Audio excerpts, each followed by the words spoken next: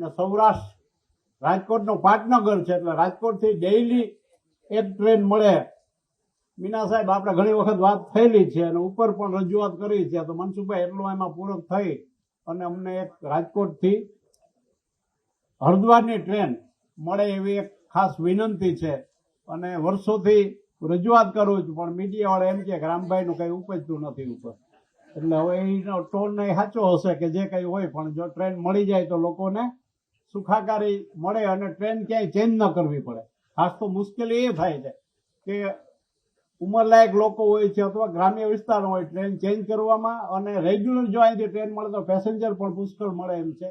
એક વિનંતી છે. અને બીજી એક બાબત એ છે કે અહીંયાથી મુંબઈની 2 ટ્રેન જાય છે. ટ્રેનનો વૈષ્ણવજીનો અને રેલવે બોર્ડનો આભાર કે વંદે ભારત અમે એક માગી હતી, 2 મળી. એક જામનગર દ્વારકાથી મળી અને એક મળી સોમનાથથી.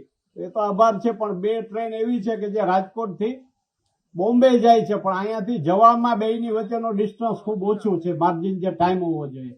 અને ત્યાં જઈને સેન્ટ્રલમાં ઉભે છે. બોરીવલી મોટે ભાગે ગુજરાતી લોકો હોય છે અને એને ઉતરવાનું હોય છે બોરોલી, અને ત્યાં સુધી જાય અને ફરી પાછું વહેલી સવારે આવવું પડે અને એ સમય, પૈસા અને ટાઈમ બરબાદ થાય.